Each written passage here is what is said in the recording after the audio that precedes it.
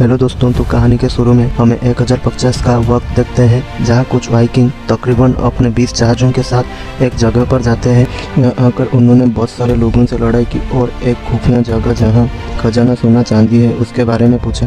अब उन लोगों ने इन लुटेरों को उस जगह के बारे में तो बता दिया, साथ में ये कहा कि उस जगह पर मत जा वरना बहुत बुरा होगा।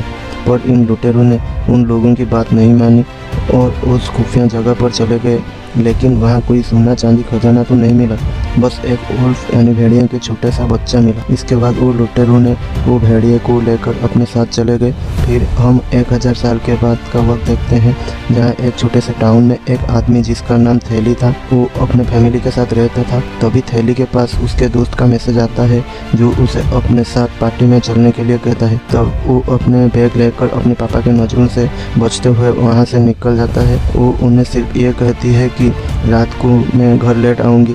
अब वो पार्टी में एक लड़की जो टाउन के मेयर की बेटी थी, उससे इस बात से जलन हो रही थी कि थैली और उसका दोस्त आपस में इतने करीब है, और उसके दोस्त को साइड में ले जाती है जहाँ थैली भी उसकी बात वो उसके दोस्त को ये कह रही थी कि तूने हमारी पार्टी में ही मेयर की लड़की को क्यों बुलाया, और अगर आगे से ऐसे किया तो अच्छा नहीं होगा, कम से कम मुझे बता तो देती। ये सुनकर उसे काफ़ी बुरा लगता है, इसीलिए वो यहाँ से जाने लगती है। पर अगले ही पल उसे वो लड़की यानी मेयर की बेटी की चिल्लाने की आवाज़ आ रही थी। इसीलिए वो जब चेक करने जाती है तो देखती है वो लड़की और उसका दोस्त नीचे गिरे हुए हैं। उनकी हालत काफ़ी ख़राब है क्योंकि वो बहुत जख्मी थे। थैली उनके पास जाती है आपकी मदद करने। वो मेयर की बेटी को सहारा देकर उठाती है और आगे बढ़ती है। फिर अगले ही पल कोई उसके कंधे पर भी हमला कर देता है जिससे वो नीचे गिर गई थी, और ये देखकर वो काफ़ी घबरा गई थी कि मेयर की बेटी को झाड़ियों में से कोई घसीट कर ले जा रहा था। उसे कुछ समझ नहीं आती है ये कौन है, बस डर की वजह से वो चीखते चिल्लाते रहती है। खैर अभी इस हादसे वाली जगह पर पुलिस भी आ गई थी जिसमें थैली की मॉम भी शामिल थी, क्योंकि वो एक पुलिस ऑफिसर ही थी। उनका साथी पुलिस ऑफिसर उन्हें बताती है कि यहाँ पर जिस पे किसी ने हमला किया है वो मेयर की बेटी को अपने साथ ले गया है, उसका कोई अता पता नहीं है। उसके साथ यहाँ एक लड़की भी थी जो और कोई नहीं तुम्हारी बेटी है, इसीलिए तुम्हें जाकर उससे इस बारे में पूछना होगा क्योंकि वो ही तुम्हें बता सकती है। यह सुनकर उसकी मॉम काफ़ी डर गई थी और फ़ौरन अपनी बेटी को संभालने के लिए उसके पास जाती है।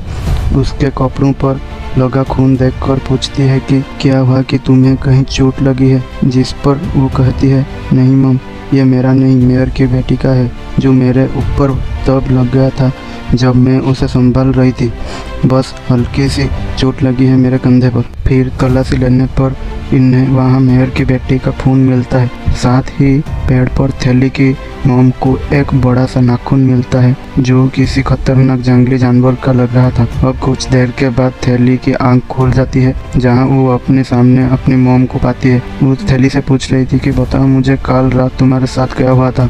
तो अब यहाँ वो धीरे धीरे अपनी मॉम को सारी बात बताती है। अचानक मेयर की बेटी के चिल्लाने की आवाज़ आई और जब मैं वहाँ गई तो दोनों ही जख्मी थे, पर मुझे खुद भी समझ नहीं आई कि उन पर हमला किसने किया क्योंकि वहाँ अंधेरा काफ़ी था तो मैं नहीं देख पाई थी। यहाँ हम एक बड़ी अजीब चीज़ देखते हैं कि थैली की दोनों आँखों का रंग भी अब बदल गया था, मतलब एक आँख का रंग कोई और दूसरी आँख का रंग कोई और था।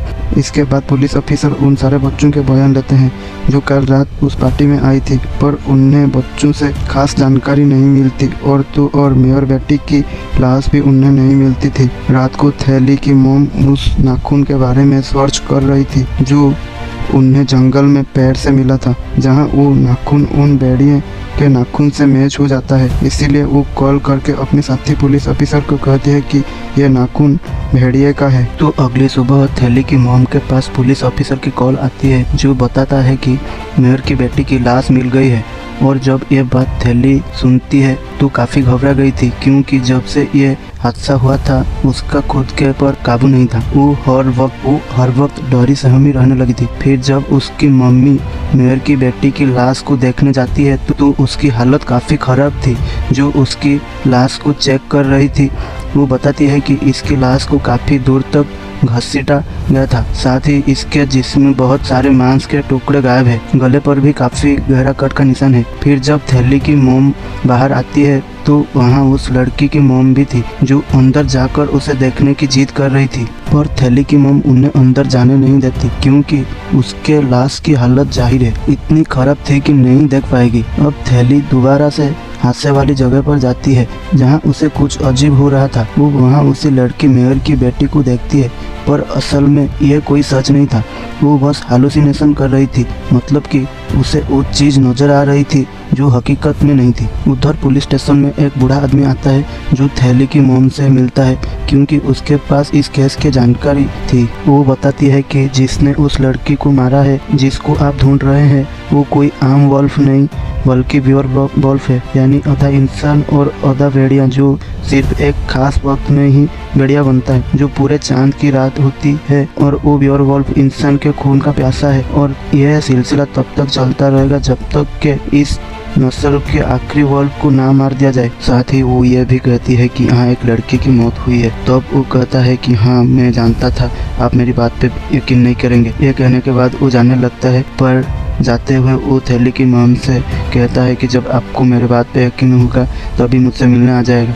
साथ ही वो उन्हें एक सिल्वर की गोली देता है और बोलता है कि आप जो वॉल्फ को मारना चाहते हो वो सिर्फ ये गोली से ही मरेगा और कोई दूसरी गोली से उसके ऊपर कोई भी असर नहीं होगा। ना चाहते हुए भी उसकी एक गोली को थैली की मोम में अपनी जेब में डाल देती है और थैली का वही दोस्त उससे दोबारा मिलने आता है जिसने उसे पार्टी में बुलाया था। कहता है कि आई एम सो सॉरी, सब मेरी वजह से हुआ है, अगर मैं ही तुम्हें वहाँ नहीं बुलाता तो तुम ये सब में नहीं पड़ते। यह कहकर वो बाहर चले गए। वो जब जा रहा था तभी मेहर की बेटी के दोस्त उसको रोक दिया। फिर कहते हैं कि क्या जो बाहर लोग बोल रहे हो सच है क्या, यानी तुम उसे बचा सकती थी पर जानबूझकर नहीं बचाया, तुमने उसकी मदद नहीं की। ये सारी बातें सुनकर उसे बहुत बुरा लगता है। वो गुस्से में वहाँ से चले जाती है और अपने घर आकर रोते हुए शीशे में अपनी कंधे को चोट बचाती है क्योंकि वो दिन ब दिन खराब होते जा रहा था। अब उससे परेशान देखकर उसकी मॉम उसके पास आती है, लेकिन वो उसकी मॉम से बात करना नहीं चाहती। इसके बाद हमें एक डॉक्टर को देखने मिलती है जिसे ये मेयर की बेटी के लाश को चेक करने के लिए बुलाया गया था। उससे नाखून का वही टुकड़ा दिखाया जाता है जिससे वो कंफर्म करके यह बता देता है कि वो टुकड़ा सच में वॉल्फ का ही है। जिसके बाद थैली की मॉम अपने साथियों और कुछ शिकारियों के साथ जंगल में जाती है ताकि उससे वो वॉल्फ को पकड़ा जा सके। जहाँ जंगल में उन्हें एक और लाश मिलती है जिसका सही नहीं था, काफी बुरी हालत थी उसकी। तब वो उस लाश को तलाशी लेने लगते हैं। फिर शिकारियों को वही छोड़कर थैली की मॉम की हालत खराब हो जाती है और अब जैसे ही वॉल्फ उन पर हमला करती है तो वो नीचे जाकर गिरती है जिससे उनके ऊपर चोट आ जाती है। अब तभी वॉल्फ नीचे आ गई थी। तब उसे अपने इतने पास देखकर वो लगातार उस पर गोलियां चला रही थी, पर इन गोलियों का वॉल्फ पर कोई असर नहीं हो रहा था। वो तो लगातार आगे बढ़ रहा था। इसी बीच उनकी सारी गोलियां ख़त्म हो जाती है। वो घबरा गई थी, जल्दी से अपनी जेब में हाथ डालती है। तभी उन्हें वो सिल्वर गोली मिलता है जिससे वो वॉल्फ पर चला देती है और वो वॉल्फ गिर जाती है। फिर अगले ही सीन में थैली की मॉम की आंख एक हॉस्पिटल में खुलती है। वो बिल्कुल ठीक थी पर उनके साथी कोमा में जा चुका था और उनकी टीम के बहुत सारे लोग भी मर गए थे। उधर कॉलेज में थैली के साथ अजीब हो रहा था, जैसे कि उसे हल्की बार की अजीब भी सुनाई दे रही थी, जैसे वो काफ़ी तंग आ चुकी थी। इसीलिए वो बाथरूम में चला जाती है जहां उसे मेयर की बेटी दिखती है जो रो रही थी। यह देखकर थैली और परेशान हो गई थी। रात को जब सो रही थी अचानक नींद में चलने लगती है, जिस बीच उसकी छोटी बहन की आँख खुल जाती है और वो थैली को एक पेड़ के पास खड़ा हुआ देखता है। फिर उसके हाथ पकड़कर वापस कमरे में ले जाती है। तब तक थैली को भी होश आ गई थी। उसकी बहन कहती है कि मैं हमेशा तुम्हारा ख्याल रखूँगी। वो उसे कहती है कि मेरा तबीयत ठीक नहीं है, बहुत नींद आ रहा है, ऐसा लग रहा है कि मैं महीने से सोई नहीं हूँ। इतना कहकर वो सो जाता है। उधर डॉक्टर वो उसकी लाश को चेक कर रहा था जिससे वो बहुत सारी जानकारी मिलती है और वो थैली के मॉम को बताती है कि जितनी भी गोलियां आपने उस वॉल्फ को मारी है उनसे कुछ भी नहीं हुआ और जिस गोली से उसकी मौत हुई वो थी सिल्वर की गोली, जिस गोली को वो बूढ़े आदमी ने आपको दिए थे। गोली इतनी मजबूत थी कि वुल्फ के जिस्म में काफी बड़ा छेद बना दिया था। ये सारी बातें सुनकर वो काफी हैरान हो जाती है। दूसरी तरफ थैली को देखती है जो अपनी दोस्त के साथ थी, जो उसके कॉलेज के बारे में पूछ रही थी, तुम्हें उस दिन अचानक क्या हुआ था। तब वो कहती है कि मुझे कुछ नहीं पता क्या हुआ था। पिछले कुछ टाइम से मैं अपने अंदर कुछ अजीब सा महसूस कर रहा हूँ। फिर तभी उसके दोस्त के पापा की कॉल उसके पास आती है। फिर वो चले जाती है। तभी थैली अकेली थी। तब उसकी नजर जान पर पड़ती है जो कि पूरी जान थी, यानी कि इस रात को इंसान वुल्फ बन जाती है। फिर थैली अपने अंदर कुछ अजीब महसूस करती है। यह देखकर उसे दुख तो होता है, पर अब वो ये फैसला करती है कि मुझे इन सब लोग से दूर चले जाना चाहिए। इस हालत में वो अपनी फैमिली को साथ भी नहीं रह सकती, तो इसीलिए जैसे ही रात होती है वो एक बस में चढ़ जाती है। बस में बहुत सारे लोग थे। वो पूरी तरह वुल्फ में बदल जाती है। उसकी आवाज़ सुनकर हर कोई उसे देखने आता है। तब वो बहुत सारे लोगों पर हमला करके बड़ी बेरहमी से उन्हें मार देती है, जिससे गाड़ी का भी एक्सीडेंट हो जाती है। फिर इस बारे में जिससे उसकी मॉम को खबर मिलती है, तो वो डॉक्टर को साथ फौरन इस बस में चली जाती है छानबीन करने के लिए। जिस तरह उन्हें वहाँ थैली की लॉकेट मिल जाती है, जिससे वो समझ जाती है कि वो वुल्फ कोई और नहीं बल्कि उनकी अपनी बेटी थैली है। वो इस बारे में डॉक्टर को भी बता देती है और कहती है हमें जल्दी उसे ढूंढना होगा। तभी उधर थैली की बहन आ जाती है, क्योंकि उसे अपनी बहन को ऐसे देखकर काफ़ी दुख हो रहा था। वो ऐसे बात करने के लिए उसके पास जाती है और इशारों से बोलती है मैं हमेशा तुम्हारी ख्याल रखूंगी। पर इतनी देर में उसकी मॉम और डॉक्टर भी पहुंच गए थे और वुल्फ पर तीर का शॉट करते हैं, पर वुल्फ मरता नहीं, थोड़ा जख्मी हो जाता है। इस चीज का फायदा उठाकर वो लोग एक स्टोर में छुप जाते हैं और कुछ ही देर में हर तरफ खामोशी हो गई थी। अचानक एक गाड़ी की तेज रोशनी आती है। दरअसल वो बूढ़े आदमी का था जो उस वुल्फ को मारने के लिए गाड़ी से उस पर हमला करता है। वो खुद को बचाने के लिए काफ़ी कोशिश कर रही थी। डॉक्टर भी उसकी मदद कर पाता, क्योंकि वो चीजों के नीचे दबा हुआ था और हाथ में लकड़ी का टुकड़ा लगा था, जिससे उससे तकलीफ हो रही थी। एक दर्द की वजह से वो पड़ा हुआ इंजेक्शन भी नहीं उठा पा रहा था।